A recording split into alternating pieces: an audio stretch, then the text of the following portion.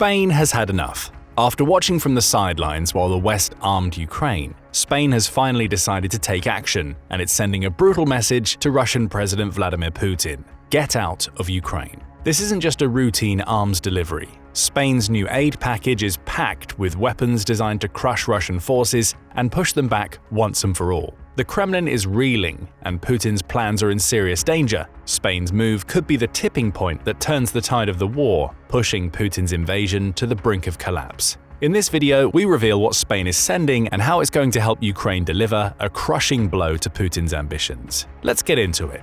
On March 24, 2024, the Defense Post reported on Spain's announcement that it intended to send 19 of its Leopard 2A4 tanks to Ukraine by September of the same year. The tanks wouldn't simply be pulled out of storage and shipped over. Instead, Spain said it would contact General Dynamics European Land Systems to complete full commissioning services on every tank, giving each Leopard a full overhaul while replacing any defective parts to ensure each tank's systems were fully operational by the time they reached Ukraine. The delivery would be the second Spain would send to Ukraine. The first came in 2023, with Spain donating 6 of its Leopard tanks. With this second batch, Spain would more than quadruple its tank support for Ukraine. Still, as impressive as this announcement was, it represented a fairly small amount of aid being delivered to Ukraine. Almost 20 Leopard 2A4 tanks would certainly be useful from a defensive standpoint, but they wouldn't be enough to help Ukraine turn the tide against the Russian forces that were making a heavy push in Donetsk. But more was to come. 2 months later, on May 27th, Spain decided to double down on this initial show of support.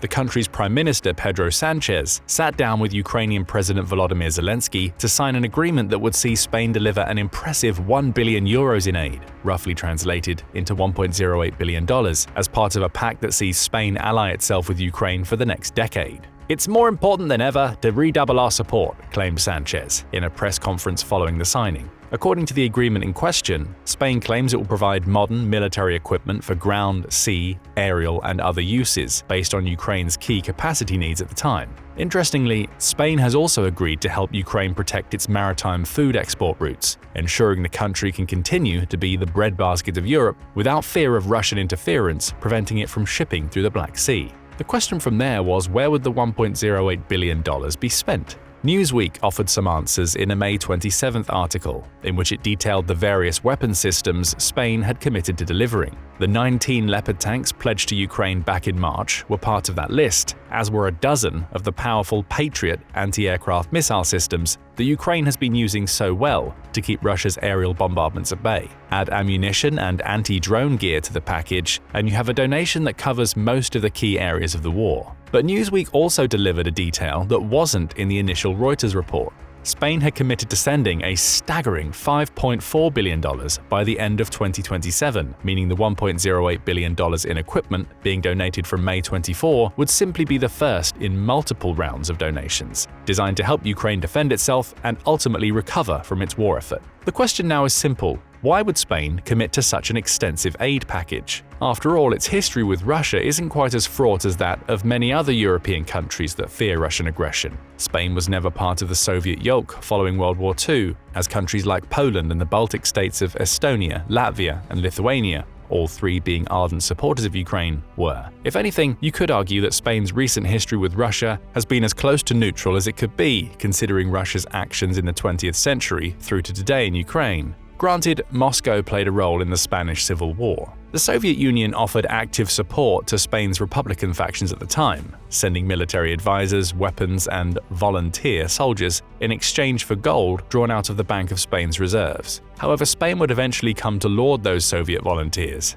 A monument to them was erected in Madrid in 1989, listing the names of 182 Russian combatants killed during the Civil War. There was just one problem. The Republicans lost the Spanish Civil War to the Nationalists in 1939, meaning all of the Soviet support was for naught. Now under Franco, Spain became an enemy to Russia, with Spain's Blue Division of volunteers fighting against the Soviet Red Army on the Eastern Front for a short period until Franco decided enough was enough. He withdrew the Spanish soldiers, with Spain going on to remain neutral for the rest of World War II. So conflict existed, but Spain and the Soviet Union tended to essentially stay away from one another following World War II.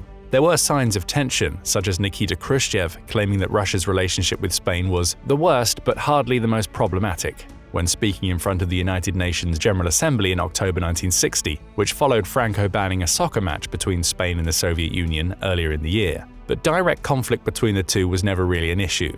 And toward the end of Franco's reign, the relationship between the two countries was even starting to defrost.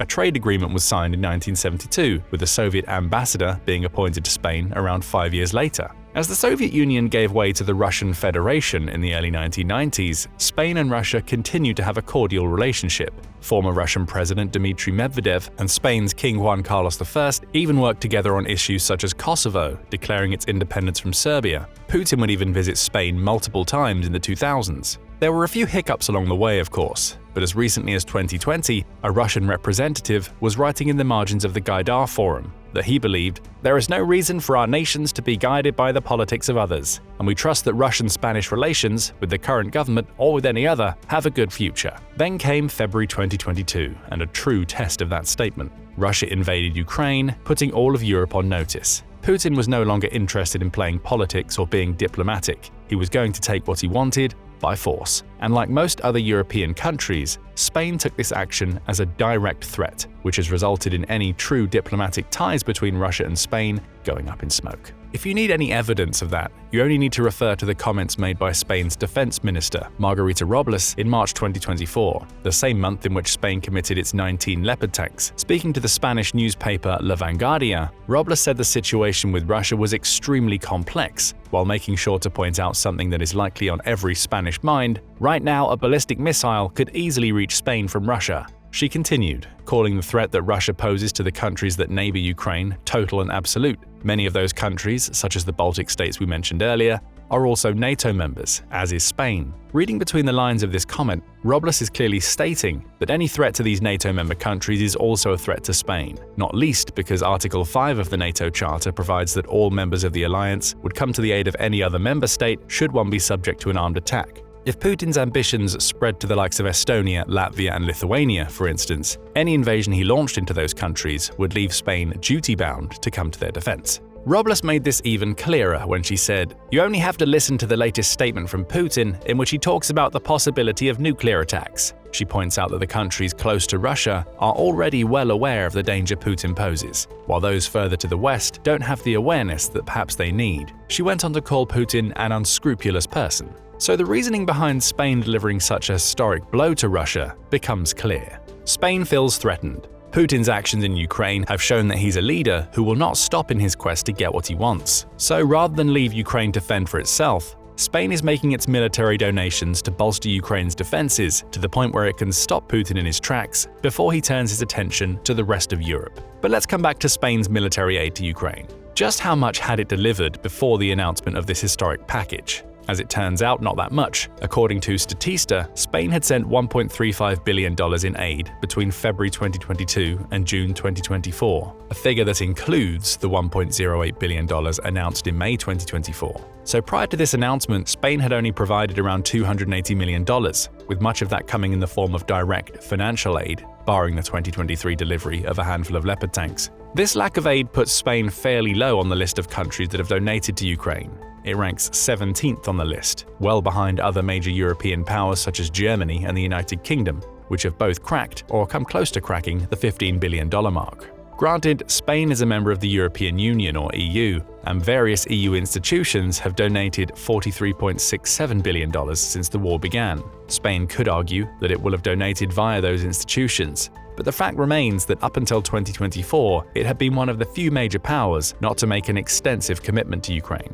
To expand on that point, we can also look to Statista to explain how much Spain has donated as a share of the country's gross domestic product, or GDP. Then it's even lower on the list, coming in at 27 out of the 38 nations that have donated to Ukraine. Spain has spent just 0.09% of its GDP on providing military aid to Ukraine, meaning one of Europe's richest nations has also been one of the continent's stingiest when it comes to providing aid. For context, the UK has committed 0.45% of its GDP since the Ukraine war began, while the countries that are most under threat should Putin win, contributing considerably more. Estonia's donations, when stacked up against its GDP, come to 1.66%, for instance, with Lithuania landing on 1.43% and Latvia on 1.35%.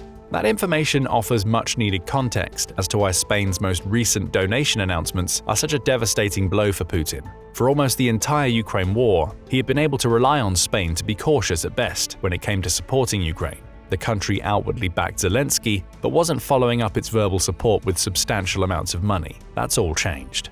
Over $1 billion worth of equipment will be flowing from Spain and into Ukraine in 2024, with the promise of over $4 billion more to come by 2027. With that, let's move on to an examination of the specific equipment that Spain is sending. We'll start with the Leopard 2A4 tank.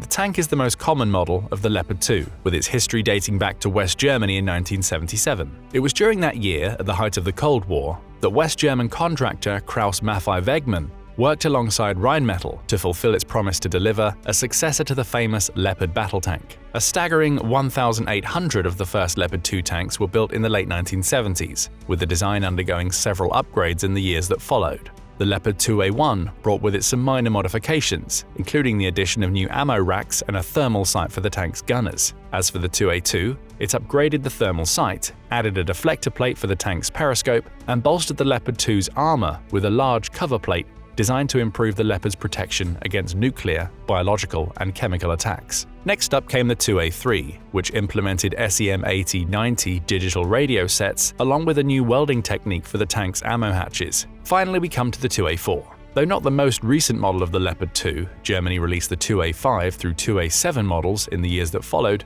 it is the most widespread and brought with it some wholesale changes to how Leopard tanks were designed. These changes included the installation of an automated fire and explosion suppression system, providing the tank with much-needed protection against the new crop of anti-tank weapons that were appearing in the later 1980s. An improved turret protected by tungsten armor was also added, as was a digital fire control system that made the tank capable of firing more types of ammunition. Let's zero in on that firepower. The Leopard 2A4 kept the L44 120mm smoothbore main gun that was used in the tank's previous iterations, though this older gun was bolstered by the new Digbal digital FCS fire system. That system equips the 2A4 with a ballistic computer that uses motion and environmental sensors, along with a laser rangefinder to identify and track potential targets. A handful of the 2A4 tanks produced, including the 200 built as part of the initial batch, included a PZB-200 night vision camera. That was later replaced by a WBG-X thermal imaging system, with it being likely that the Leopard 2A4 tanks Spain has donated are tanks that use this system. The tank has a 1,500 horsepower MTU diesel engine, with 5 fuel tanks spread across the vehicle, ensuring its operators can keep it running even if one of the tanks gets taken out. A nitrogen fire suppression system is in place, replacing the original halon systems to protect the tank from fires caused by explosions. And the 2A4 also has external smoke grenade launchers it can use to create a smoke screen when needed. Add a composite armor that makes heavy use of the previously mentioned tungsten, and you have a tank that packs a punch while also being able to take a hit. By now, you have identified a potential problem with this tank. It was made in the 1980s, or 1985 to be exact. That makes it a holdover from the dying days of the Cold War, leading some to speculate that the tank might not be able to match up to more modern tanks that Russia is fielding in Ukraine. That might have been the case were it not for the fact that Russia is barely using its modern tanks. According to Pravda, Russia has only deployed around 175 of its ultra-modern T-90M tanks to the front lines in Ukraine since February 2022. The majority of its tanks are older, with Putin relying on Soviet-era T-72s and T-62s to establish ground control, even going as far as to pull T-55s that were made just after World War II out of storage. He's also burning through these old tanks at an astonishing rate, with Ukraine's Ministry of Finance claiming that Ukraine has destroyed 8,636 Russian tanks as of September 8, 2024. So the Leopard 2A4s Spain is donating may not have been able to stand up against Russia's T-90Ms, but they won't have to. They'll be dealing with tanks that are even older. Better yet for Ukraine, Spain has committed to conducting full services and maintenance on the 19 2A4s it's sending, meaning they'll be in far better condition than many of the old Russian tanks that have been pulled out of storage and sent straight to the front lines with barely any maintenance being conducted on them. But perhaps more worrying for Putin than tanks will be the Patriot missiles Spain is sending to Ukraine. The Patriot air defense system has proven extremely helpful to Ukraine during its war with Russia. Though it only has 2 Patriot systems as of June 2024, with US President Joe Biden saying in July that America, together with Romania and Germany, is preparing to send a further 3 at some point in the future, it has made very good use of them. It's managed to use Patriot missiles to shoot down Russian Su-34 fighter jets from ranges of nearly 100 miles, showcasing the system's success against Russian aerial assets, as well as the ballistic missiles the Patriot was originally designed to counter. For context, the Su-34 is claimed by some to be Russia's top twin-seat fighter-bomber aircraft, meaning taking it out is important for Ukraine to prevent Russia from establishing aerial dominance over its territory. Back to the missiles. Spain is committed to sending 12 Patriot missiles to Ukraine, adding to the country's slowly growing stockpiles. Each of these missiles is about 17 feet long and is equipped with a track-via missile or TVM guidance system. That TVM is backed by a mobile engagement control center, which can transmit mid-course correction commands while the missile is in flight, allowing it to divert its course to ensure it hits its target. Behind this TVM sits a 198-pound high-explosive warhead, capable of destroying anything from Russian fighter jets to ballistic missiles. The missile has the range to back that firepower up too. It can travel for up to 43 miles, hitting an altitude of 14.9 miles, allowing it to hit an aerial target before it reaches its location, and even before it's descended to the point where it can do serious damage. It's fast too. A Patriot missile can reach speeds of up to 7,700 miles per hour, or Mach 10, meaning the missile can move at 10 times the speed of sound. That's why Ukraine has been able to use them to shoot Russian fighter jets out of the sky. The Su-34, for instance, has a top speed of Mach 1.8, meaning it's no match for the sheer speed of the Patriot. This is a missile that can shoot practically anything Putin can launch, right out of the sky. Still, there is some solace for Putin. Though it's clear that Spain has had enough of the Russian president's actions to the point where it's finally committing substantial military aid to Ukraine, that aid comes with a caveat. Unlike many of its NATO allies, including France, Germany, the UK, and even the US, Spain's weapons have a condition attached. Ukraine can't use them on Russian soil. Spanish President Pedro Sanchez made this clear on May 27th, in the wake of making Spain's new military pact with Ukraine. When asked about Madrid's stance on allowing Ukraine to use NATO weapons inside Russia, Sanchez's response was, "We have neither such will or such intention, and I certainly have no information about this." In other words, Spain would not be joining its allies in permitting the use of weapons outside Ukraine. This stance may come as a surprise in the wake of Ukraine's invasion of the Russian oblast of Kursk in early August 2024. By now, it's clear that Zelensky has no intention of keeping the fight on Ukrainian soil. He's taking it to Putin's doorstep, and Ukraine is taking control of Russian territory as we speak. Right now, it holds about 465 square miles in Kursk, with 93 villages falling under Ukraine's control.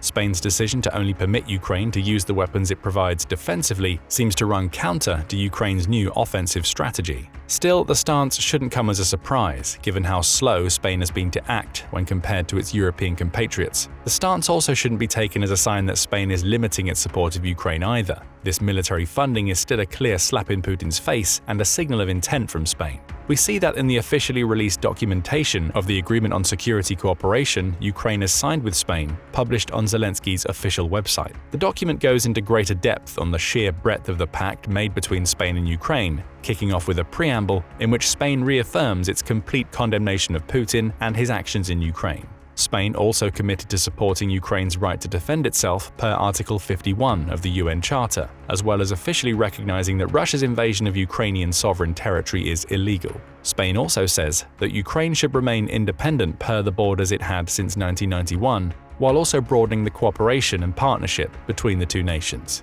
Perhaps the key phrase in this agreement comes from its scope section. Spain is determined to provide support for Ukraine for as long as it takes, in coordination with its international partners and allies, in order to help Ukraine defend itself, as long as it takes. This pact isn't Spain giving a one-off donation to Ukraine. It's a full-blown commitment to offer continued support for as long as it takes for Ukraine to reassert its independence. That means the €5 billion Spain has pledged to provide up to 2027 may just be the start. If the war goes on for longer, Spain will make even more military donations. Yes, refusing to allow Ukraine to use Spanish weapons on Russian territory could be seen as Spain hedging its bets a little bit. That may be because Spain's decision isn't popular with everybody in Spain. On May 28, 2024, Euractiv reported that Sumar spokesman Ernest Urtasun has criticized Prime Minister Sanchez's decision to sign the agreement with Ukraine. For context, the Sumar party currently forms a coalition with Sanchez's PSOE party in Spain, with the party falling on the far left of the political spectrum. According to Urtasun, who also serves as Spain's culture minister, the green light for signing the agreement was given without Sanchez consulting the PSOE party.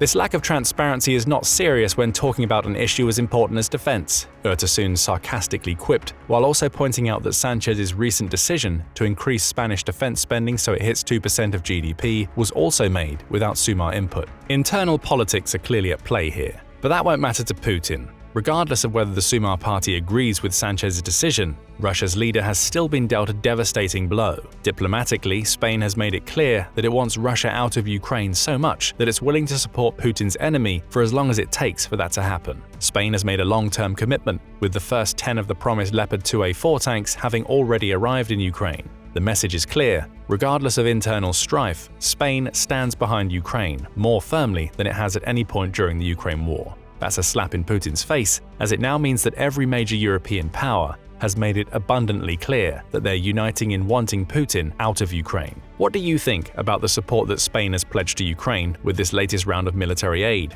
as well as its ongoing commitment to providing more in the future? Will it have a positive effect on Kyiv's ability to repel Russia's invading forces in the long term? Let us know your thoughts in the comments, and don't forget to hit the like button and subscribe for more analysis on the Ukraine war. Now go and check out Sweden has had enough of Russia, get out of Ukraine, or click this other video instead.